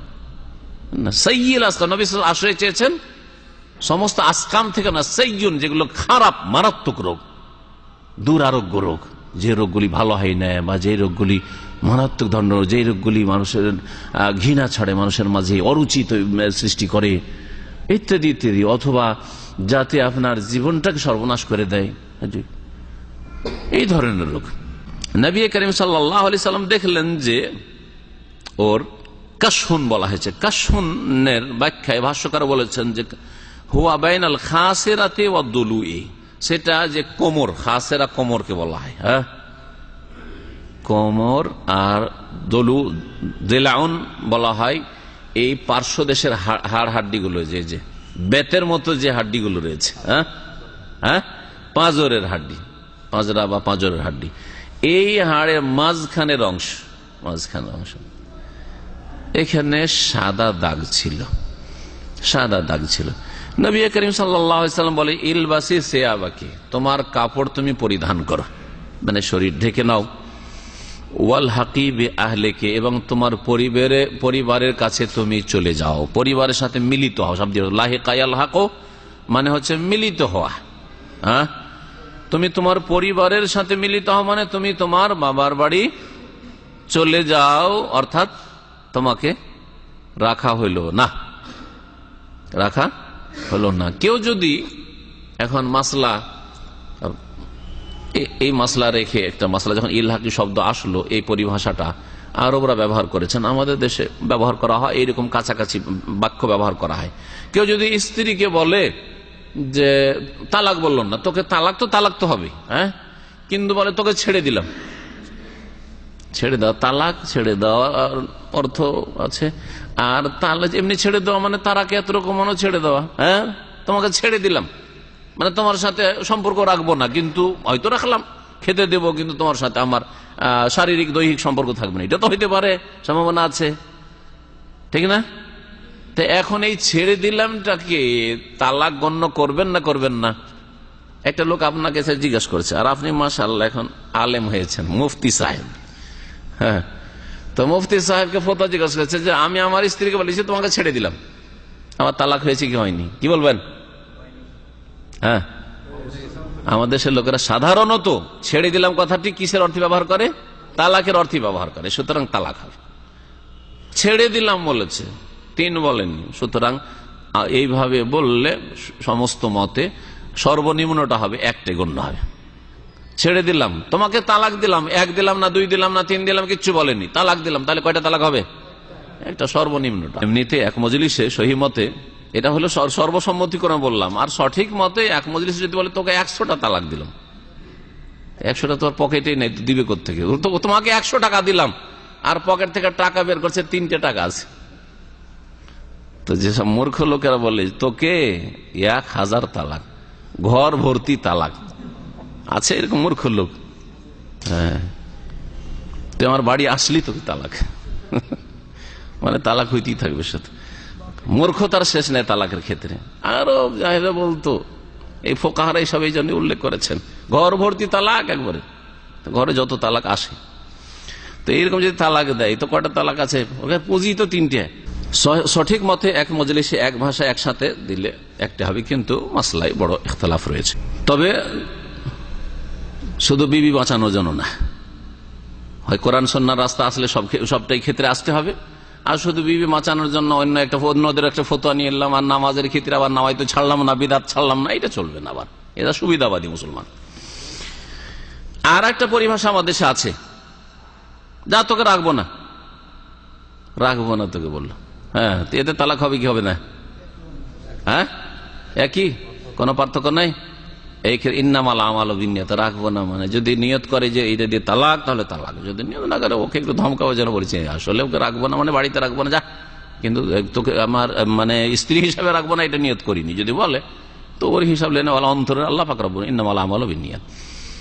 হ্যাঁ, যা তোর বাপের বাড়ি চলে যা, এল হাকিবে হালে কি আমাদের না, তোর বাবার বাড়ি যা, তোর ভাইয়ের বাড়ি যা, আমার বাড়ি থাকবি না তুই, আজকে থেকে আমার বাড়ি থাকতে দেবো না তোকে। তালাক হবে না? হবে না। নিয়তের এগুলোকে বলা হয় কেনাই, তালাকে সারি এবং তালাক কেনাই। তালাকের ইনশাআল্লাহ আলোচনা আসবে, তখন আরো বিস্তারিত আসবে। স্পষ্ট তালাক যা তালাকের অর্থ বহন করে, আর অস্পষ্ট তালাক সেখানে নিয়ত শর্ত। যদি নিয়ত ছেড়ে দেওয়ার, তালাক দেওয়ার করে থাকে তাহলে তালাক হবে, আর তালাক দেওয়ার যদি না করে থাকে নিয়ত, তাহলে তালাক হবে না। নবী করিম সাল্লাল্লাহু আলাইহি সাল্লাম আরবরাও ইলহাকিবি আহলিকে, তোমার বাবার বাড়ি চলে যাও, এটা ছেড়ে দেওয়ার অর্থে, তালাক দেওয়ার অর্থে ব্যবহার করেছো, ব্যাস। বলেননি যে তোমাকে তালাক দিলাম, তাহলে হইল বিবাহ বিচ্ছেদ হইল। ও আমার আল্লাহ বিসাদাকে, আর নবী করিম সাল্লাল্লাহু আলাইহি সাল্লাম তার জন্য মোহর দিয়ে দেওয়ার নির্দেশ দিলেন যে ওকে মোহরানা দিয়ে দাও। নবী করিম সাল্লাল্লাহু আলাইহি সাল্লাম মোহরানা দিয়ে মহিলাকে বিদায় করে দিতে বললেন। মোহরানা স্ত্রীকে ফুল দিতে হবে এই অবস্থায় না হাফ দিতে হবে? কোন অবস্থায় হাফ দিতে হবে, কোন অবস্থায় ফুল দিতে হবে বলেন? বাসর রাত মানে সহবাস জরুরি নয়, বাসর রাত মানে নির্জনতা। স্বামী স্ত্রী যদি নির্জনতা এতটা সময় অবলম্বন করে যাতে সহবাস হয়ে যেত কিন্তু সহবাস হয়নি, তাহলে পুরো মোহরানা দিতে হবে, কারণ সে এই সুযোগ পেয়ে গেছে, হ্যাঁ, তার সাথে নির্জন অবস্থায়, সুতরাং পুরো মোহর দিতে হবে। যদিও তাকে হয়তো স্পর্শ করেনি, কিন্তু নির্জনে অতক্ষণ সুযোগ পেয়েছে যতক্ষণে সহবাস হইতে পারে। এটা হচ্ছে খালওয়াত যাকে বলা হয়, খালওয়াতে হলি হইল। আর যদি না ওইরকম হয়নি, বিয়ে হয়েছে, এমনি লোকজনের সামনে দেখা সাক্ষাৎ হয়েছে, বাড়িতে এসে নিজের রুমে আসেন। অনেক সময় আমাদের দেশে করে কি, আসার পরে নতুন বউকে ঘরে উঠিয়ে অনেক সময় একটু ছোট থাকলে দেয় না, ওই শাশুড়ি মা নিয়ে শুয়ে থাকছে, শাশুড়ি ঘরে নিয়ে থাকে। শুনেছেন এগুলো না দেখেছেন? এককালে তো বেশি ছিল, এখন এগুলো দূর হয়ে যাচ্ছে। এখন তো আগে থেকেই টেলিফোনে বিয়ের কথা হয়েছে আর স্বামী স্ত্রীর মতো সব শুরু হয়ে গেছে, মাশাআল্লাহ। আর তারপর যদি দাড়ি রেখে কাজ হয়, আর তারপর যদি ইসলামিক সেন্টারে এসে যদি কিছু শিখাও, যদি এরকম কাজ হয় যে একটু টেলিফোনে বিয়ে শাদীর কথাবার্তা হয়েছে, এখনো কবুলটাও হয়নি, ইজাবও হয়নি, কিছুই হয়নি, হালাল হয়নি, আর সব প্রেম চলছে স্বামী স্ত্রী যেমন আমোদ ফুর্তি চলে, জায়েজ? হারাম।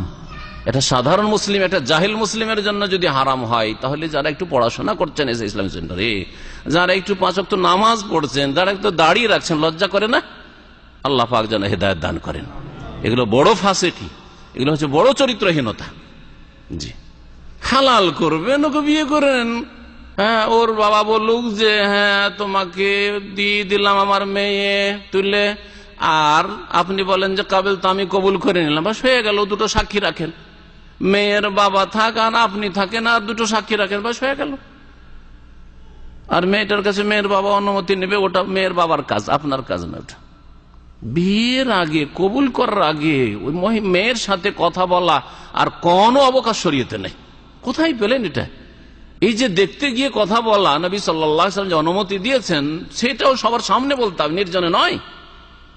মেয়ের বাবা থাকবে, না হয় মেয়ের মা থাকবে, মেয়ের বোনেরা বসে থাকবে, সবার সামনে যা জিজ্ঞাসা করার আছে, দেখার আছে, কথা বলার আছে, কথা বলে নেন। যদি বুঝতে চান যে কথা টনটনটা কেমন, এখন না কেটে না কথা বলে পরে আবার পছন্দ হবে না, একটু কথাটা শুনি, ঠিক আছে কথা বলেন। আর যদি আরো বেশি কথা বলে জানতে হয়, তাহলে আপনার মা বোনকে পাঠিয়ে দেন ভিতরে, আর খুব একটু গল্প করে আসুক মেয়েটার সাথে, দিয়ে বুঝে আসুক যে কি অবস্থা আছে, ঠিক কিনা? কিন্তু আপনি নির্জনে গল্প করবেন, টেলিফোনে গল্প করবেন যে ওকে তো বিয়ে করবই, আর ওকে তো আংটি পরিয়ে দিয়েছি, নাউজুবিল্লাহ। এক তো কাফের মুশরিকদের তরিকা আংটি পরিয়ে দেওয়া, আর আংটি পরিয়ে দিলে একটু দখলদারি বসেই গেল কিছুটা ওর উপরে। কি দখল আছে আপনার যতক্ষণ কবুল করেন? কোনো দখল নেই, কোনো অধিকার নেই যতক্ষণ কবুল না করেছেন। অন্যরা যেমন অধিকার রাখে, আপনি অধিকার রাখেন প্রস্তাব দেওয়ার, এর বেশি কিচ্ছু নেই। আমার দেশে আর বিয়ের ক্ষেত্রে জাহিলিয়াতে ভরা রয়েছে, জাহিলিয়াতে ভরা রয়েছে মুসলিমদের বিয়ে, এবারে হিন্দুদের বিয়ের কাছাকাছি। বাইনামা একটা রয়েছে, আর জানি না আপনাদের অঞ্চলে আছে কিনা, আছে বাইনামা। মানে একদিন তো দেখে গেল, তারপরে কয়েকবার করে দেখে যাবে। একবার নিজের বন্ধু বান্ধব নিয়ে দেখে গেল, যত বন্ধু বান্ধব থাকে সবাইকে একদিন দেখাইলো, যেটা বিয়ে করবো তোরা দেখ, সবকে দেখাইলো। আর একদিন ওর বাপকে পাঠাইলো, ওর মাকে পাঠাইলো। মাকে পাঠাইলো ভালোই কথা, যে মহিলা নিয়ে খুব দেখুক, কিন্তু ওর বাপকে পাঠালো। ওর বাপ যত তার বন্ধু মহল থাকে, মুরব্বী, সবকে নিয়ে এসে, হারাম, সবগুলি হারাম। যে বিয়ে করবে সে শুধু দেখবে, কেউ দেখতে পারে না। তার জন্য আসল হচ্ছে যে বেগানা মহিলাকে, মেয়েকে, যুবতীকে দেখাই হারাম। এই ছেলেটা বিয়ে করতে চাইছে, সেই জন্য তাকে দেখানো জায়েজ। কথা বুঝতে পেরেছেন? যদি বিয়ে করতে না চাইতো, সেই কথা প্রস্তাব না দিত, তাহলে তার জন্য দেখা হারাম, কখনো জায়েজ নাই। বেগানা কোনো মেয়েকে দেখা, যুবতীকে দেখা বা মহিলাকে দেখা, বাপ দেখতে আসার বৈধতা নেই, আর বাপ বন্ধু মহল নিয়ে চলে আসছে। নিজের দেখাটাই আল্লাহ কোন অনুমতি দিয়েছেন যে তুমি বিয়ে করবে বলছো, সেই জন্য সব বন্ধু বান্ধব যত কলেজ ইউনিভার্সিটি সবকে নিয়ে এসে দেখছে, আউযুবিল্লাহ। আর তারপরে এই দেখে গেল, 2-3 বার করে দেখা হলো, তারপর আবার বাইনামার জন্য আসলো 20-30 জন 50 জন বেঁধে, আর এমন করে খাবে, হ্যাঁ, লাখ টাকা ওতে ধসিয়ে দিল মেয়ের বাবা। এইগুলোতে কয়েক লাখ ধসে যায়। হারাম কাজ, এগুলো সব হারাম কাজ। বিয়েকে জটিল করে দিয়েছে, হারামে পরিণত করে, যার ফলে বিয়েতে বরকত নাই। দেখেন না, বরকত নাই, না ছেলে মেয়েতে বরকত আছে, সৎ সন্তান হচ্ছে, না দাম্পত্য জীবনে বরকত আছে। পরবর্তীতে পেরেশান হয়ে যাচ্ছে, আমার স্ত্রী আমাকে ভালোবাসে না, ওর কথা ব্যবসা আছে।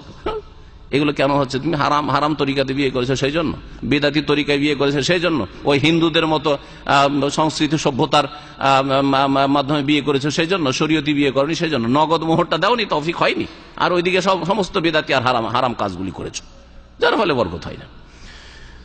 তো কথা লম্বা হয়ে যাচ্ছে। নবী করিম সাল্লাল্লাহু আলাইহি ওয়াসাল্লাম ওই মহিলাকে বলেন, যাও তোমার বাবার বাড়ি চলে যাও। ও আমার আল্লাহ বিসসাদাক, মোহর দিয়ে দিতে বলেন, কারণ সে যেহেতু শরীর থেকে কাপড় রেখে দিয়েছিল, সেজন্য নবী করিম সাল্লাল্লাহু আলাইহি ওয়াসাল্লাম পুরো মোহর দিয়ে দিতে বললেন। রাহুল হাকিম, মুস্তাদরাক হাকিম হাদিসটি রয়েছে। ওয়াফি ইসনাদি, এর সনদে জামিল ইবনে যায়েদ নামক এক বর্ণনাকারী রয়েছেন।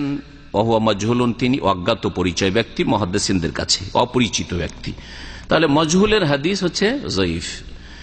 আর তার ওস্তাদ সম্পর্কে অনেক দ্বিমত রয়েছে, যে তার যে ওস্তাদ এই জামিলের যার কাছ থেকে তিনি বর্ণনা করেছেন তার অবস্থা কেমন। এই জন্য ভাষ্যকার বলছেন আল হাদিস ও জাইফুন, হাদিসটি জয়ীফ, মুসনাদ আহমদেও রয়েছে।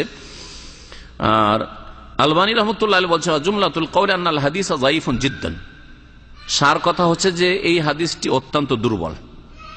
এই হাদিসের বর্ণনাকারী জামিল ইবনে যায়েদ এবং একা বর্ণনা করেছে, তার সমর্থক কেউ নেই। ইমাম বুখারী রহমতুল্লাহ আলাইহি বলছেন লা ইয়াসিহু হাদিসু জামিল বিন যায়েদের হাদিস সহিহ নয়। আর অন্য ইমাম নাসাই বলেছেন লাইসা বিল কাবি, সে শক্তিশালী নয়। অন্যরা বলেছেন সুতরাং হাদিস যায়ীফ। নবী করিম সাল্লাল্লাহু আলাইহি সাল্লাম তাহলে তালাক দিয়েছেন না দেন নাই? আমাদের দেশে তালাক দেওয়াটা একটা বড় দোষ।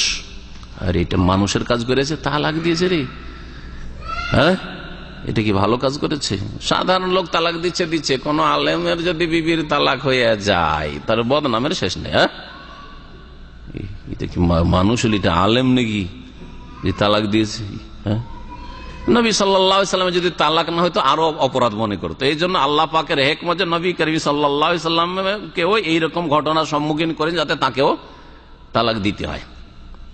জি, তালাক দেওয়া যদি শরীয়ত সম্মত হয়, হ্যাঁ শরীয়ত সম্মত কারণে দেন, তাহলে কোন রকমের জুলুম না, আর কোন দোষের কথা না। যে তালাক দিচ্ছে তার মধ্যেও কোনো দোষ নেই, যাকে তালাক দেওয়া হচ্ছে তার মধ্যে কোনো দোষ নেই, বা যে তালাক নিচ্ছে তার মধ্যে কোনো দোষ নেই, যদি বিনা দোষে তালাক না নিয়ে থাকে। তাহলে আর একটি হাদিস দেখি এই ক্ষেত্রে, ওয়ান সাঈদ ইবনে আল মুসাইয়্যিব আন্নাহু ওমর ইবনে খাত্তাব রাদিয়াল্লাহু আনহু قال, সাঈদ ইবনে মুসাইয়্যিব প্রখ্যাত তাবেঈ, আর তার হাদিস সাহাবায়ে কেরাম থেকে। তিনি এত বড় তাবেঈ ছিলেন যে তিনি সাহাবায়ে কেরাম থেকে সরাসরি হাদিস বর্ণনা করেছেন। যারা তারপরে জুনিয়র তাবেঈ, তারা অনেক তাবেঈরা তাবেঈ থেকে, ছোট তাবেঈ বড় তাবেঈ থেকে হাদিস বর্ণনা করেছেন। কিন্তু সাঈদ ইবনে মুসাইয়্যিবকে বলা হচ্ছে সাইয়্যিদুত তাবেঈন, তাবেঈনদের শিরোমণি। তিনি ওমর ইবনে খাত্তাব রাদিয়াল্লাহু তাআলা আনহু আমিরুল মুমিনিন থেকে বর্ণনা করছেন যে তিনি বলেন, মানে আমিরুল মুমিনিন, তাহলে হাদিসটি হচ্ছে মওকুফ, সাহাবীর বক্তব্য। বলছেন আইয়ুমা রাজুলিন তাযাওয়াজা ইমরাতান, যে কোনো পুরুষ যদি কোনো মহিলাকে বিয়ে করে, ফাদাখালা বিহা, তার সাথে বাসর করে, ফাওয়াজাদাহা, বাসর করে, নির্জনতা অবলম্বন হয়ে গেছে বা বাসর হয়ে গেছে, দেখা সাক্ষাৎ হয়ে গেছে, ফাওয়াজাদাহা বারসা, তারপরে তাকে যদি শ্বেত রোগে আক্রান্ত পায়, যে তার শ্বেত রোগ রয়েছে, আও মাজনুনাতান, অথবা পাগলি পায়, জি মস্তিষ্ক বিকৃত, আও মাজজুমাতান, অথবা কুষ্ঠ রোগে আক্রান্ত পায় ওই মেয়েটিকে, ফালাহা সাদাকু বিমাসিসিহি ইয়াহা, তাহলে ওই মহিলা মহরানা পাবে, যেহেতু তাকে স্পর্শ করেছে, পুরো মোহর পেয়ে যাবে, কারণ স্পর্শ করা হয়েছে। হ্যাঁ তার ইজ্জতের একটা মূল্য রয়েছে। জি, ওয়াহুয়া লাহু আলা মান গাররাহু মিনহা, আর ওয়াহুয়া লাহু মানে হুয়া আল মাহরু, হুয়ার জমির যাচ্ছে মাহরের দিকে, সাদাকের দিকে, লাহু মানে ওই ব্যক্তির, ওই পুরুষের জন্য। তো মোহর তাকে তো দিতে হইল, কারণ মোহর দিয়ে বলছে আমি ক্ষতিগ্রস্ত, আমি বিয়ে করলাম যে ভালো, কিন্তু ভালো না, সে রোগী, এইরকম, তো আমি ক্ষতিগ্রস্ত। এইখানে ক্ষতিগ্রস্ত হয়ে বিবিও গেল, আর আমার টাকা মোহরানাও 1 লাখ 2 লাখ গেল, এটা কেমন কথা হইল, ঠিক না? এই জন্য এর সমাধান হচ্ছে যে সে এখন মোকদ্দমা পেশ করবে, কেস করবে, অথবা বিচার সালিস করবে, কার বিরুদ্ধে? যেই ব্যক্তি তাকে ধোকায় ফেলেছে, এই মেয়েটি রোগাক্রান্ত জানে, তারপরে ওইভাবে তার সাথে বিয়ে দিয়েছে। তাহলে যে ঘটক ছিল, ঘটক যদি জানে তাহলে ঘটক ফাঁসবে, জেনে শুনে তুমি আমাকে ওখানে ফাঁসাইলে কেন? আর ঘটক যদি না জানে বা সরাসরি কথা হয়, তাহলে মেয়ের বাবা ফাঁসবে। হ্যাঁ, মেয়ের ভাই মাঝখানে ছিল, আর কথাবার্তা তার সাথে হয়েছে, সে জানাইনি যে এইরকম ওর বোন বা ওর মেয়ে পাগলি, অথবা কুষ্ঠ রোগে আক্রান্ত, অথবা শ্বেত রোগে আক্রান্ত, বা এরকম মারাত্মক ব্যাধি রয়েছে, জানায়নি। ওয়াহুয়া, সুতরাং ওই মোহরান আল্লাহু, ওই স্বামীর জন্য হবে, কার কাছ থেকে হাসিল করে? আলা, ওই ব্যক্তির কাছ থেকে হাসিল করে, মান গাররাহু মিনহা, যে তাকে প্রতারিত করেছে, তার সাথে বিয়ে দিতে গিয়ে ধোঁকা দিয়েছে। আখরাজাহু সাঈদ ইবনে মানসুর, ইমাম সাঈদ ইবনে মানসুর রাহমাতুল্লাহ আলাইহি তার সুনান কিতাবে হাদিসটি বর্ণনা করেছেন। ইমাম মালিক বর্ণনা করেছেন, মুসান্নাফ ইবনে আবি শাইবাতে ইমাম ইবনে আবি শাইবা বর্ণনা করেছেন, ওয়া রিজালুহু সিকাত, এই হাদিসের বর্ণনাকারীরা নির্ভরযোগ্য। তবে হাদিস মওকুফ, সাহাবীর বক্তব্য। সাহাবীর বক্তব্য দলিল কি না, সাহাবীর বক্তব্য দলিল কি না, এই কথাটি গুরুত্বপূর্ণ। হ্যাঁ, খোলাফায়ে রাশেদিনের কথা দলিল। জি, নবী সাল্লাল্লাহু আলাইহি ওয়াসাল্লামের খেলাফ যদি হয়, নবী সাল্লাল্লাহু আলাইহি ওয়াসাল্লামের সরাসরি যদি সাংঘর্ষিক নবী সাল্লাল্লাহু কথা কাজের সাথে, তখন না। কিন্তু নবী সাল্লাল্লাহু আলাইহি ওয়াসাল্লাম যা করেছেন তারপরে আর কিছু তারা করেছেন, তাহলে সেটা গ্রহণ করা যাবে। ঠিক আছে, খোলাফায়ে রাশেদিন। সাহাবাই কেরামরা খোলাফায়ে রাশেদিন ছাড়া ধরেন সাহাবাই কেরামদের কেউ একটি ফতোয়া দিয়েছেন বা বক্তব্য পেশ করেছেন, একটা কথা বলেছেন, মাসলা জানতে পারলেন অমুক সাহাবীর মত এটি, আর তারপরে তার বিরোধী কোনো বক্তব্য আর কোন সাহাবী দেননি, তার বিরোধী মত আর সাহাবায়ে কেরামদের মধ্যে পাওয়া যাচ্ছে না, তখন সেটা দলিল হবে কি হবে না? দলিল হবে না? হবে না, দলিল হবে। কারণ এই মাসলায় রাসূলুল্লাহ সাল্লাল্লাহু আলাইহি ওয়াসাল্লাম থেকে এর বিপরীত কিছু নেই, আর সাহাবায়ে কেরামদের মধ্যে এই মাসলার ফতোয়া দেওয়ার ফতোয়ার বিরোধী কেউ নেই। তার মানে বোঝা যাচ্ছে সাহাবায়ে কেরামরা তার কথায় একমত ছিলেন, না হলে অবশ্যই তারা ভুল কথার প্রতিবাদ করতেন। জি হ্যাঁ, তাহলে এক ব্যক্তির কাছে জ্ঞান আছে অথবা এক ব্যক্তি নকল করেছেন, অন্যরা নীরব থাকেছেন, তাদের থেকে বর্ণিত আমাদের কাছে আসেনি, এই কথাটিও শরীয়তের দলিল, এটাও দলিল হাদিসের অন্তর্ভুক্ত। মওকুফ হাদিসও তাহলে দলিল হতে পারে যদি রাসূলুল্লাহ সাল্লাল্লাহু আলাইহি ওয়াসাল্লামের কথা কাজের হাদিসের আয়াত অথবা হাদিস কোরআন এবং হাদিসের বিরোধী না হয়, এবং সাহাবায়ে কেরামদের মধ্যে তার বক্তব্যের কোন সাহাবীর বক্তব্যের বিরোধী যদি কাউকে না পাওয়া যায়। তাহলে বোঝা গেছে না? মুআবিয়া রাদিয়াল্লাহু তাআলা আনহু যখন আদশা গমকে বললেন যে ফেতরাই চলবে, কারণ আদশা গম দিয়ে একশা কেন তার বেশি খেজুর পাওয়া যায়, এই যুক্তিতে তিনি করেছিলেন যদি আবু সাঈদ খুদরি অন্যান্য সাহাবীরা বিরোধিতা না করতেন তাহলে নেওয়া যেত, হয়তো যে সবাই নীরব থেকেছেন মেনে নেওয়া হয়েছে, ইজমা হয়ে গেছে। বোঝা গেছে? কারণ সাহাবায়ে কেরাম যুগতে এত ছড়িয়ে ছিটিয়ে ছিল না, সাহাবায়ে কেরাম বিরোধিতা করেনি, তার মানে তারা শরীয়তের সবচেয়ে বেশি জ্ঞান রাখতেন। এমন নয় যে ইমাম সাহেবেরা আর বড় বড় মুজতাহিদিনরা বেশি বুঝেন সাহাবায়ে কেরাম, কখনো না, তারা সবচেয়ে বেশি বুঝেন, কারণ সরাসরি তারা রাসূলুল্লাহ সাল্লাল্লাহু আলাইহি ওয়াসাল্লাম থেকে শিখেছেন। তো যদি বিরোধিতা কেউ না করতো তাহলে কি হয়তো, তাহলে বলতাম যে ঠিক আছে আদশা ফেতরা ঠিক আছে, আমাদের দেশে যে আদশা বের করে এক শ্রেণীর লোকেরা, কিন্তু যখন বিরোধিতা করা হয়েছে সাহাবায়ে কেরামের পক্ষ থেকে যে রাসূলুল্লাহ সাল্লাল্লাহু আলাইহি ওয়াসাল্লামের যুগে যেমন করতাম তেমনটাই করবো, আপনার কথা নেওয়া যাবে না যদি আপনি শাসক খলিফা, ঠিক না? বোঝা গেল যে এটা দলিল না, তাহলে মুআবিয়া রাদিয়াল্লাহু তাআলা এই আমলটা দলিল না। এইরকমই যে কোনো ক্ষেত্রে হোক না কেন। ওয়ারাওয়া সাঈদুন আইজান আন আলীন, সাঈদ ইবনে মনসুর ইমাম রাহমাতুল্লাহ আলাইহি আরো বর্ণনা করেছেন, বা সাঈদ ইবনে মুসাইয়্যিব বর্ণনা করেছেন, সাঈদ ইবনে মুসাইয়্যিব আলী রাদিয়াল্লাহু তাআলা থেকে, সাহাবী থেকে যেহেতু বর্ণনা করেছেন, সাঈদ ইবনে মুসাইয়্যিব বর্ণনা করেছেন, ওমর থেকে বর্ণনা করেছেন, আর বর্ণনা করেছেন আলী রাদিয়াল্লাহু তাআলা চতুর্থ খলিফা থেকে। না হওয়া এইরকমই একটা বক্তব্য, মানে একই মত, যদি এরকমের কোনো দোষ পাওয়া যায় তাহলে মোহরানা দিয়ে দিবে, আর যে প্রতারিত করেছে তার কাছে ক্ষতিপূরণ নিয়ে নিবে। ওয়াজাদা, তাতে অতিরিক্ত রয়েছে, ওয়াবিহা কারনুন ফাজাওজুহা বিল খিয়ারে, যদি ওই মহিলার কার্নের ব্যাধি থাকে। কারণ আবার কোন ব্যাধি? কারণের ব্যাধি সম্পর্কে ভাষ্যকার বলছেন এমন রোগ, গুপ্তাঙ্গে গোশত বেড়ে যাওয়া বা রাস্তা ক্লিয়ার না থাকা, জি মন্দ থাকা ইত্যাদি, বাধা সৃষ্টি হওয়া, যে কোনো ভাবে হোক না কেন, এইরকম রোগকে কারণ বলা হয় মহিলাদের। ফাজাওজুহা বিল খিয়ার, তখন ওই মহিলার স্বামীর স্বাধীনতা থাকবে, রাখতেও পারে আবার ছেড়ে দিতে পারে। রাখতে পারে তো ওর আবার শারীরিক চাহিদা কি করে পূরণ হবে? কেউ যদি জিজ্ঞেস করে যে ও রাখবে আর শারীরিক চাহিদা পূরণ হচ্ছে না, তো কিভাবে রাখবে, কি জবাব দিবেন? হ্যাঁ, আজকাল চুপ এই জন্য আছেন যে আমরা একটার বেশি জানি না, একটার বেশি বিয়ে করা অপরাধ। আরে বিয়ে যখন করেই নিয়েছি আর ওকে যখন সংসারে নিয়ে চলে এসছি, যদি আমার বাড়িতে একটা বোন থাকতো তো খাওয়াইতাম না? হ্যাঁ, একটা খালা ফুফু থাকলে খাওয়াইতাম না? বা একটা ছেলে মেয়ে যদি আমার হয়তো তো খাওয়াইতাম না? তো যাক, একে খাওয়াবো, আমি রাখবো, যাক ওর সাথে আমার শারীরিক চাহিদা পূরণ হচ্ছে না, আর আমার শারীরিক চাহিদা পূরণ করার জন্য আরেকটা বিয়ে করে নিব। চলবে না? চলবে না? রাখতে পারে, এরকম রাখতে পারে যে দোষ ত্রুটিতে এরকম থাকলে একেবারে রাখাই চলবে না, স্বাধীনতা আছে, রাখতেও পারে আবার বিদায় করে দিতে পারে।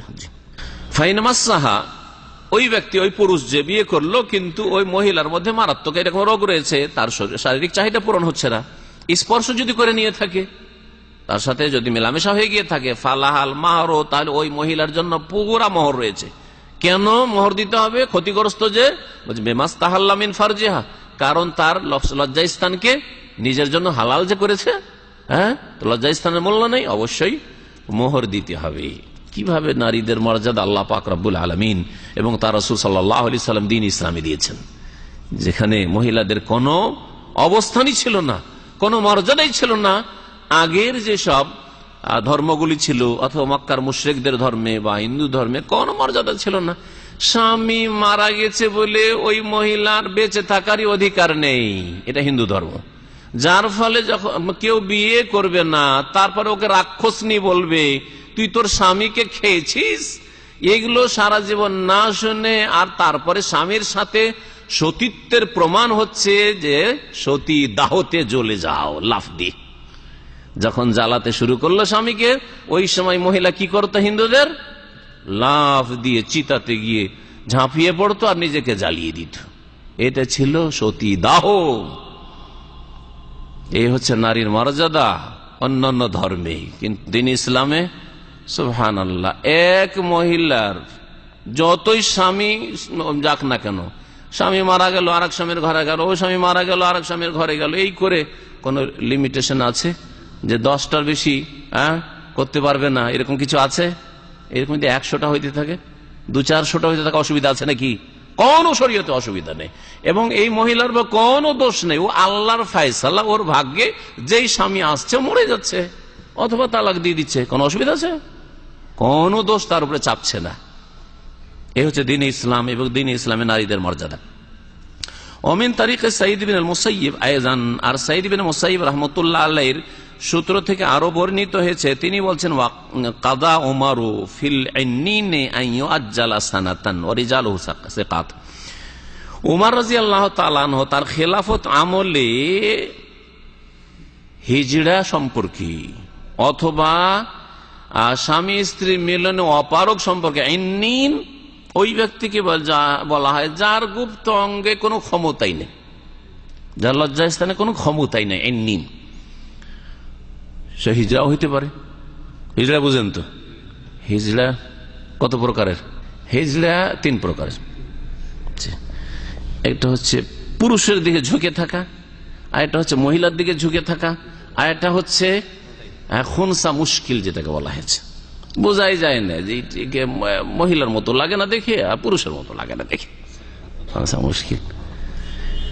আচ্ছা, কারো ঘরে আল্লাহ না করে কারো ঘরে এরকম হিজড়া সন্তান জন্মায়, হিজড়া সন্তানকে মেয়ে হিসাবে ভাগ দেবেন মেয়ে মনে করে, না ছেলে হিসাবে ভাগ দেবেন? সুবহানাল্লাহ। তাহলে শরীয়তে কত মাসাইল আছে আর কত মাসলা জানতে হয় একজনকে, মুফতি হইলে, আলেম হইলে, ফকিহ হইলে। হ্যাঁ, হিজড়ার কথা আসলে আপনাদের মগজে রুখে দিলাম যে এখন এই মাসলার সমাধান খুঁজেন। মেয়ে যদি মনে করেন তাহলে তাকে, যদি ওর ভাই থাকে তো ভাইয়ের অর্ধেক পাবে, আর যদি ছেলে বলে গণ্য করেন তাহলে ছেলেরা যেমন 2 ভাই ডবল পায়, বোনের চাইতে ওইরকম পাবে। সে কোনটা দিবেন? জি হ্যাঁ, যাক, ওগুলো ফতোয়া দেওয়া লাগবে না। হ্যাঁ, ঢেল ছোঁড়া ফতোয়া, মারো ঢেল, আম পড়ে আর নাই পড়ে মারতে থাকো, এরকম ফতোয়া না। এইসব মাসলা মাসাইলের সমাধান শরীয়তে আছে, এক কথায় বলার আর কি। দিন কামেল, আলিয়ামা আকমালতু লাকুম দীনাকুম। উমর রাদিয়াল্লাহু তাআলা আনহু ওই ব্যক্তি সম্পর্কে বলেছেন, ফিল ইন্নিনে, যেই ব্যক্তি সহবাসে অপারগ, অক্ষম, ইন্নিন বলা হয়, ওর সম্পর্কে ফয়সালা করেছেন বিচার আদালতি, উমর রাদিয়াল্লাহু তাআলা আদালত, আন ইউআজ্জালা সানাতান, ওকে 1 বছর সময় দেওয়া হবে, অবসর দেওয়া হবে। বিয়ে হয়ে, আর এই ঘটনাগুলি অহরহ ঘটছে আমাদের দেশে, কিন্তু গত কয়েক মাস আগে আমার এলাকায় ঘটেছে, যে ক্ষেত্রে যাই হোক বিবাহ বিচ্ছেদ হয়েছে। স্বামীর ঘরে গিয়েছে, স্বামীর ঘরে গিয়ে দেখে যে ওর কিছুই নেই, আছে গুপ্তাঙ্গ আছে কিন্তু কাজের যোগ্য না।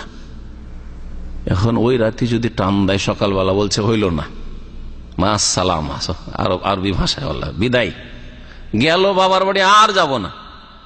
এটা তো করছে না, করছে না? তো এইরকম করবে না, ওকে সুযোগ দেবে। কি সুযোগ দেবে? কিসের?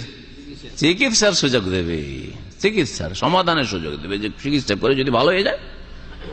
তো উমর রাদিয়াল্লাহু তাআলা বলছেন 1 বছর অপেক্ষা করো। 1 বছর মহিলাকে অপেক্ষা করিয়েছেন, আর স্বামীকে বলছে তুমি 1 বছর যাও চিকিৎসা করো, এলাজ করো, এক বছর তাকে অবসরে দেওয়া হবে, যাও চিকিৎসা করো আর দেখো, আর তারপর যদি সক্ষম হয়ে যেতে পারো তাহলে ঠিক আছে রাখো, আর না হইলে তখন ওই মহিলাকে বা ওই পাত্রীকে বলা হবে যে তুমি এখন চলে যেতে পারো, বিবাহ বিচ্ছেদ ঘটাতে পারো।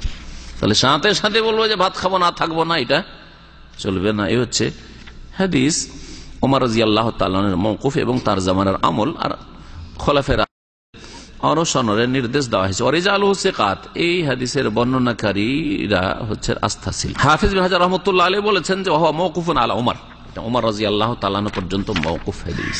এই হাদিসগুলি থেকে যেসব মাসাইল জানা যায় প্রায় সবগুলি আমি আলোচনাতে নিয়ে চলে এসেছি, অতিরিক্ত কিছু নেই। এখন ভাষ্যকারের কথাগুলি যদি উল্লেখ করি তো প্রায় ওই রকমই কথাগুলি আবার ফিরে আসবে।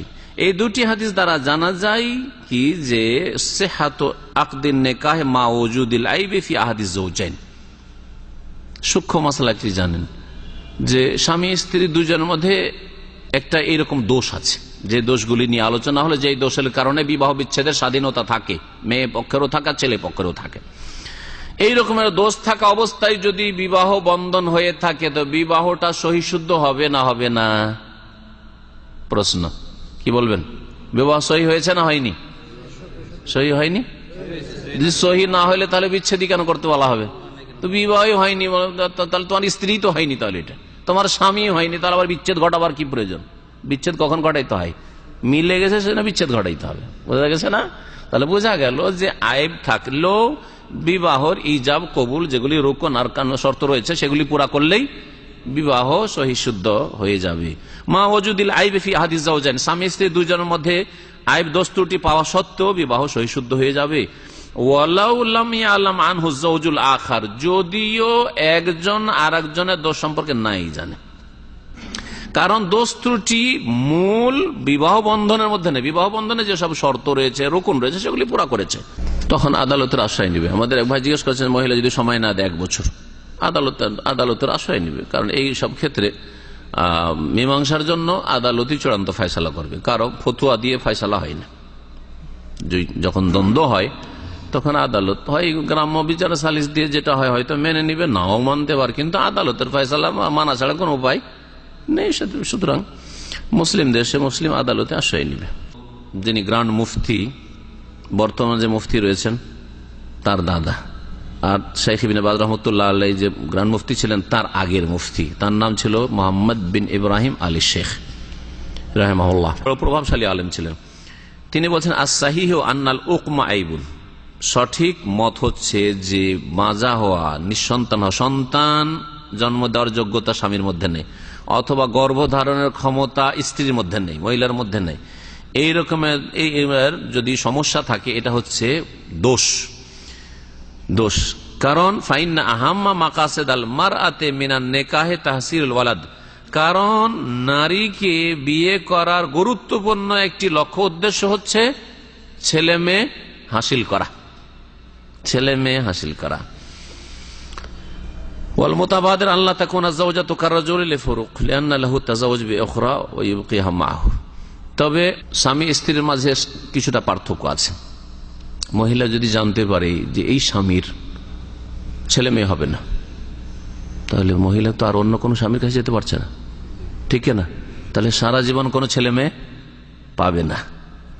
এই ক্ষেত্রে তাহলে মহিলার অধিকারটা বেশি হয় বিবাহ বিচ্ছেদের, ঠিক না? আর পুরুষ যদি দেখে যে আমার এই মেয়েটাকে বিয়ে করে নিয়ে আসলাম, স্ত্রী এটা আমার, কিন্তু এর তো বাচ্চা হবে না, গর্ভধারণ করতে পারবে না, মেডিকেল চেক আপের পরে বোঝা গেল, তাহলে তার জন্য আরো 3টা রাস্তা আছে, এইটাকে রেখে দিও আরো 3টা করতে পারবে। তো সেই ক্ষেত্রে তারপরে অধিকার আছে, যদি মনে করে যে না আমি এত বিয়ে করতে পারবো না আর আমি রাখবো না, অধিকার আছে, কিন্তু এই ক্ষেত্রে তার পার্থক্য আছে। হ্যাঁ, ছেলে এবং মেয়ে বা স্বামী স্ত্রীর মাঝে পার্থক্য রয়েছে, এই কথা বলছেন শেখ ইমাম ইবনুল কাইয়িম রাহমাতুল্লাহর কথা একটু আগে উল্লেখ করলাম। তিনি বলছেন যে শুধু 1টি 2টি 4টি দোষ নাই, এমন যে কোনো দোষ, যেই দোষের কারণে বিবাহের লক্ষ্য উদ্দেশ্যগুলি ব্যাহত হয়। বিবাহ যে উদ্দেশ্য করেছিলাম উদ্দেশ্য সফল হলো না, উদ্দেশ্য এইরকম যদি হয়, যেমন ছেলে মেয়ে হাসিল করা অথবা ভালোবাসা সম্প্রীতি, তাহলে এই ক্ষেত্রে স্বাধীনতা থাকবে, স্বামীরও থাকবে, স্ত্রীরও থাকবে। এই ক্ষেত্রে বলা যাবে না যে এই দুটা চারটা এই ধরনের দোষগুলি শুধু, তাহলে দোষগুলিকে সীমিত করা যাবে না। যে কোনো এমন দোষ যে দোষের কারণে বিবাহের লক্ষ্য উদ্দেশ্য ব্যাহত হইতে পারে, সেই ক্ষেত্রে স্বাধীনতা থাকবে স্বামী স্ত্রী বিবাহ বিচ্ছেদ ঘটাবার। দোষ সম্পর্কে আরো বলছেন ভাষ্যকার, আন্নাল আইবা ইযা লাম ইয়ালাম বিহি ইল্লা বাদা দুখুল। আচ্ছা, দোষটা প্রথম রাতে জানতে পারলো না, দেখা সাক্ষাতের পরে, সহবাসের পরে বা নির্জনতার পর জানতে পারলো। ফাইন আল্লাহ সাদাক কামা হুয়া সারিউল হাদিসাইন, যখন দেখা সাক্ষাৎ হয়ে গেছে তাহলে পুরা মোহর দিতে হবে। লিআন্নাহু ইস্তাকারা বিদুখুল, তার সাথে তার পুরো মেলামেশা হয়ে গেছে এবং হাদিসও দেখলেন। এই ক্ষেত্রে এখানে আজকের আলোচনা শেষ। ইনশাআল্লাহ তাআলা আগামী সপ্তাহে আমরা শুরু করব স্বামীর স্ত্রীর সাথে সদাচরণ বা সদ্ব্যবহার সম্পর্কে যে হাদিসগুলি এখানে রয়েছে, স্বামী স্ত্রী একের অপরের উপরে অধিকার, এ সম্পর্কে আমাদের আলোচনা হবে ইনশাআল্লাহ তাআলা। আল্লাহ সাল্লামত রাখলে ওয়া সাল্লাল্লাহু আলা নবিয়িনা মুহাম্মদ ওয়া আলা আলিহি ওয়া সাহবিহি আজমাইন। সুবহানাকাল্লাহুম্মা ওয়া বিহামদিকা আশহাদু আল্লা ইলাহা ইল্লা আনতা আস্তাগফিরুকা ওয়া আতুবু ইলাইক।